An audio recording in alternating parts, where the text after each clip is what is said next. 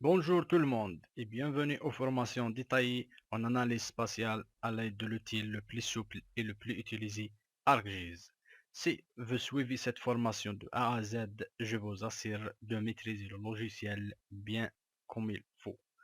Donc, on va commencer pour une petite introduction sur le logiciel. Notre logiciel ArcGIS se compose principalement par ArcCatalog. C'est un moyen pour manager les données et elle organise, il génère les informations spatiales dans des espaces de travail. Deuxièmement, Arc Globe. Le Arc Globe utilise le Big Data. Généralement, cette application conçue pour affichage des données de la globe. ArcScene, visionneuse 3D, il permet de naviguer et interagir les données 3D. ArcMap, c'est l'application principale, représente les informations géographiques sous forme d'un ensemble de couches et sous forme de vues. Mode données, c'est bien les tables, les vecteurs et les rasters. Et mode mise en page, c'est le produit final. Le secret et l'avantage de l'ArcGIS d'être le logiciel le plus utilisé parmi les autres logiciels de la cartographie et dans sa souplesse et sa facilité. Il est conçu généralement pour tous les utilisateurs, pour les beginners et même pour les développeurs. Donc, dans sa première visualisation, il est composé de trois principaux éléments. Une barre d'outils qui sert à contenir les différents outils de travail, un bloc de données qui va contenir les couches de travail et une data frame en mode données et un mode mise en page pour la mise en forme ou la mise en page du produit final.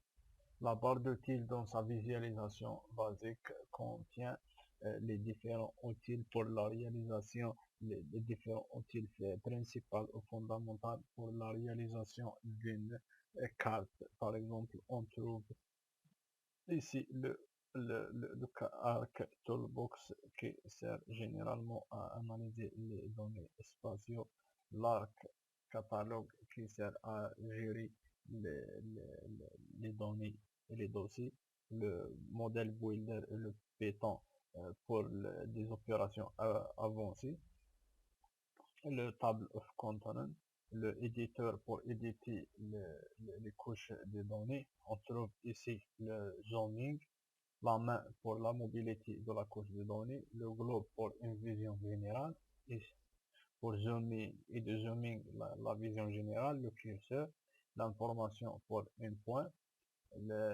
Ici en Windows, on trouve le table of content, le catalogue, le recherche, image analysis pour la télédétection, le customize pour customiser la barre d'outils, la geoprocessing, c'est des actions, on la trouve aussi dans le Arc Toolbox, la sélection pour sélectionner les entités, insert utilisé dans la mise en page du produit final, le bookmark c'est une géosignie lorsque vous souhaitez localiser un point, vous pouvez la revenir ultérieurement. Ici vient aussi le mode données et le mode mise en page. Donc, je pense qu'on a terminé pour ce tuto. On se voit prochainement et avant de ça. Donc, n'oubliez pas de mettre j'aime et de partager le contenu. On se voit le prochain tuto qui sert pour l'affichage et pour l'accès des données. Donc, d'une manière générale, c'est le commencement du travail proprement dit.